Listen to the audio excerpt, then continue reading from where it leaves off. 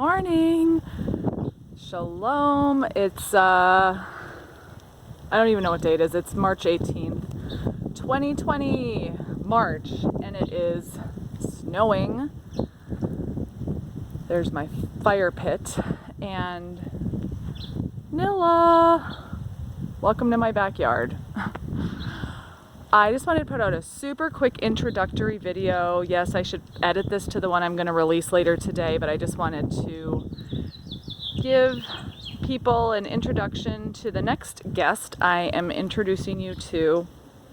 Her name is Kat. I've known her for about a year. We've hung out in person now twice, but we talk on the phone. She's one of my friends, and she's also a faded Jehovah's Witness.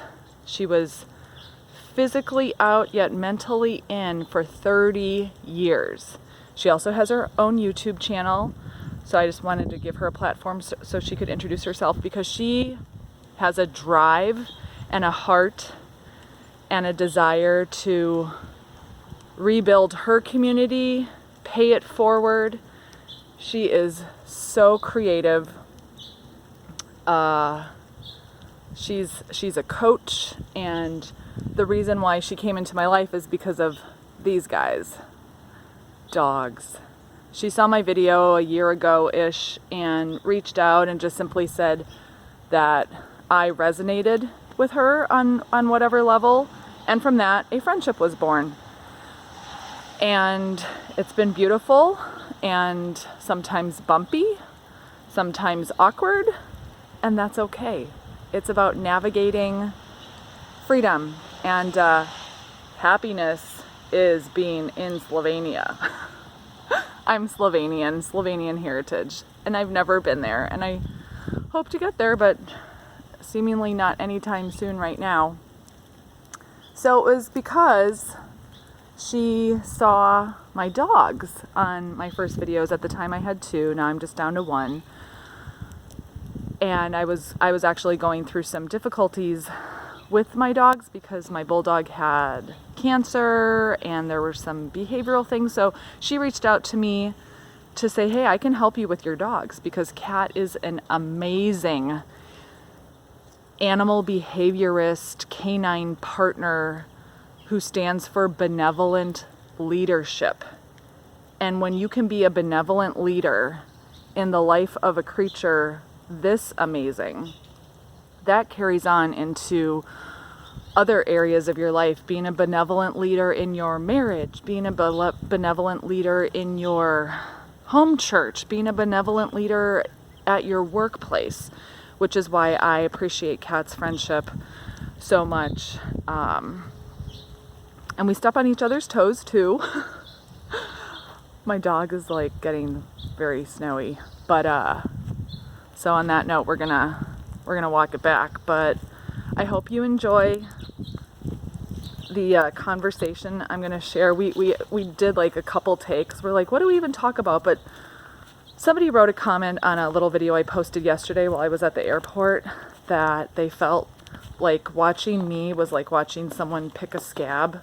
Like, why don't you just move on? Like, why do XJWs have to talk about, I think this person is a Jehovah's Witness, why do XJWs have to talk about Jehovah's Witnesses so much? Like, let it go, move on with your life, stop picking the scab. And you know, I think there's a grain of truth in that. I think there's a grain of truth in that. Welcome. And I appreciate comments like that too, because it made me pause and analyze, am I picking scabs here for everybody to just what? Am I a scab picker? Side note, my brain is just like, I am actually like physically a literal scab picker. It's terrible. Like in the Kingdom Hall, I would be like picking my cuticles or picking a scab, and my mom would just be like elbowing me like, stop that. So yeah, I'm like literally a little OCD-ish like that. So probably it translates into other areas of life, scab picking. And so that's not what I want to be about, obviously. But the reason why I've made these videos, why I've shared myself, and why I will continue to do so is for the kids. And that's one of the things Kat and I talk about in her little video that's going to come out later today, is we're doing it for the next generation. We're doing it to bring more awareness so that unsuspecting householders with families don't catch the watchtower virus, because it spread during my generation, it spread during my parents' generation, it climaxed in 1975. I mean, was Ray Franz a scab picker? I'm thankful for his work. I'm thankful for the works of other giants whose steps have helped me crawl out of a high control pit. And that's the point. So yeah, I will be more aware to not pick a scab, but rather be a beacon of light that there is hope and healing. And sometimes with healing, we have scars. Right? This is my little sunroom. It's freezing in here. And enjoy Kat's video. And hug your kids. And maybe one of the silver linings of all of this right now is just send a text to your JW family and friends who shun you and just say, I'm thinking of you during this time. I hope you're coping okay. Because a dialogue might start from there. Or it might not. I was thinking today, because I use too many words. There's a proverb that says, with the abundance of words, there is transgression.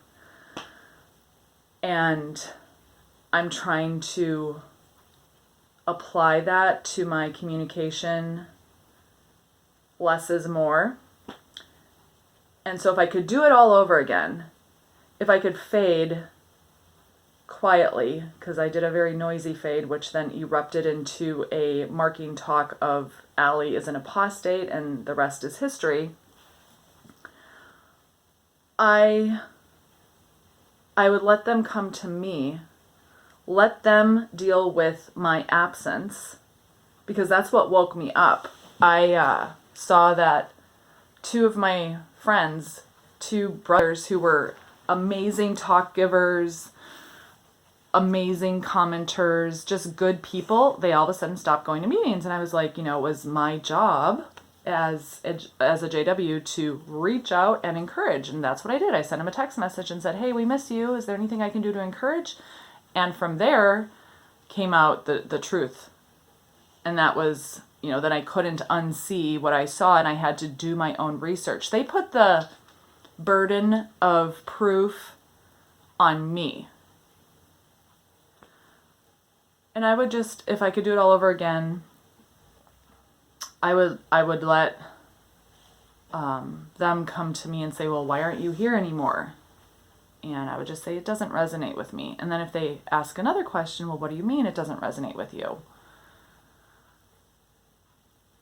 All right. Thanks for watching. Thanks for being part of my online family. And I'm going to start cleaning the house. Okay. Yeah, we're all going to do some major spring cleaning, right? In the snow. Bye for now. Watch Kat's video later today.